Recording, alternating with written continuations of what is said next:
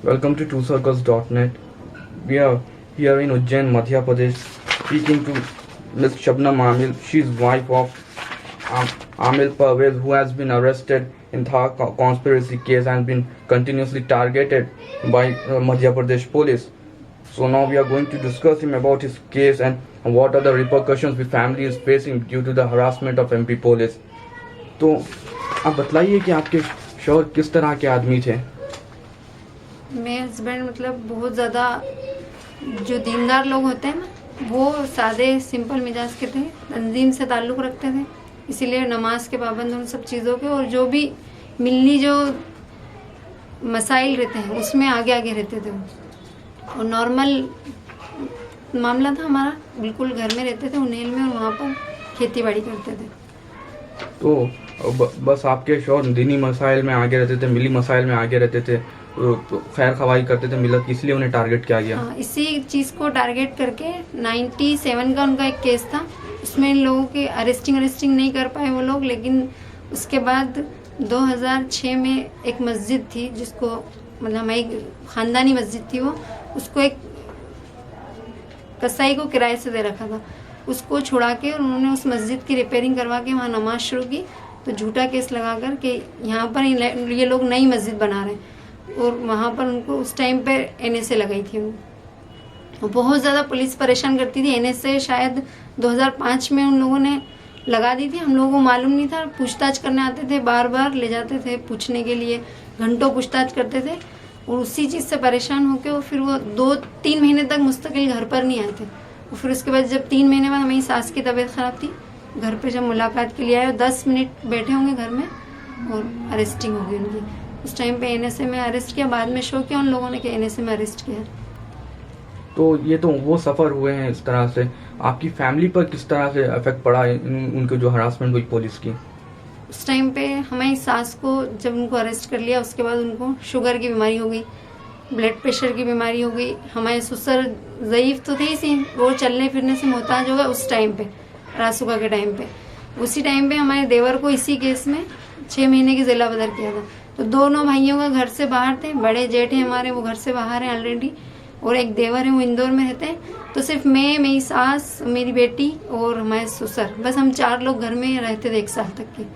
तो बहुत ज़्यादा तमाम जो भी परेशानियां आ सकती हैं वो सब उस वक्त आई हमारे ऊपर।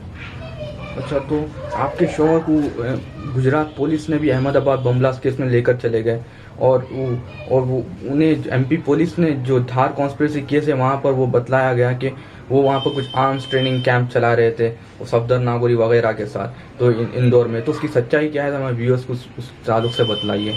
उस टाइम पे जब हमारे शौहर 10 महीने बाहर रहे, उनकी जून 2007 में रिलीज़ हुए वो, और फिर जब आए ना तो उसके बाद पेशी पर जाते थे बराबर।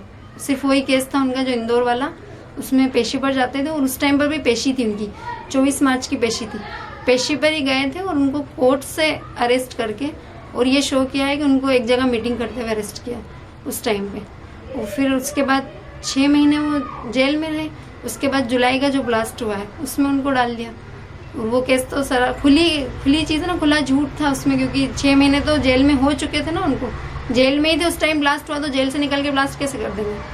फिर उसके बाद पूरा 3 महीने का रिमांड लिया गुजरात पुलिस ने, और बहुत ज़्यादा टॉर्चर किया उस टाइम पे, जो भी वो कर सकते थे, बेजगहों पे करंट लगाकर, गला दबाकर, टांगे चीर कर, जो भी वो कर सकते थे। हद दर्जा 3 महीने की कस्टडी में उनको बहुत ज़्यादा परेशान करा। 1 महीने मतलब पूरा 124 दिन रिमांड पर रहे उस टाइम पे। तो आपके शौहर जब बम ब्लास्ट हुए जुलाई में, जब इंदौर की प्रिजन में थे, उनका ब्लास्ट में भाग लेना बिल्कुल नामुमकिन था। फिर भी गुजरात में उनको शिफ्ट किया गया, सफदर नागौरी वगैरह के ग्रुप के साथ उन्हें वहाँ पर रख दिया गया, और अब तक 5 साल बीत चुके हैं, जो तो ट्रायल इतनी स्लो चल रही है। तो आप उसके लिहाज से आपको क्या कहना है? पूरा मतलब 5 साल हो गए। शुरू से पहली बात तो ट्रायल चले ही नहीं, फिर स्टे के नाम पे उन लोगों ने 1.5 साल तक केस को रोके रखा, और अब जब केस शुरू हुआ है ना तो बहुत ही स्लो प्रोसेस है। और खुद उनसे मजिस्ट्रेट जो लेडी है वहाँ पर, वो ये बोलती है कि तुम बिल्कुल बेफिक्र हो, तुम्हें तो मैं सज़ा सुनाने वाली हूँ, और उम्र कैद या 15 साल से कम की सज़ा तुम्हें नहीं सुनाऊंगी, ये वो बोलती है। लेकिन जो इवेंट्स हैं जितने भी मतलब कहना चाहिए जो गवाह हैं, इन सारी चीज़ों से सबूत कुछ नहीं है उनके खिलाफ।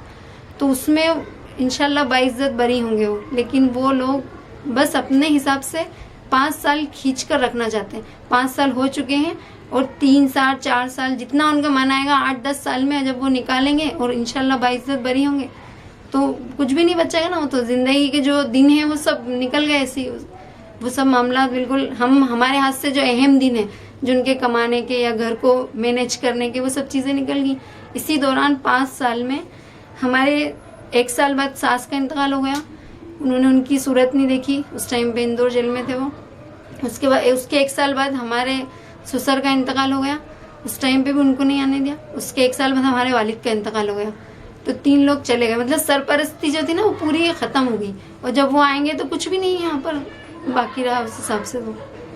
तो आपकी हुकूमत और खासकर मुस्लिम लीडरान से जो इशू को मुद्दे को उठाते ही नहीं है, उनसे क्या डिमांड है? उनसे सिर्फ ये कहना है हमारा तो कि वो जो अपने घर की जो उनका सुकून है, उनकी आराइश, उनकी जो आसाइश है, उसमें वो उन लोगों को नहीं बोले जिनको बेगुनाह कैद कर लिए गए, जिनके छोटे छोटे बच्चे मतलब जो गोद में आने वाले बच्चे हैं वो बड़े हो गए, गोद में आने के काबिल भी नहीं रहे वो।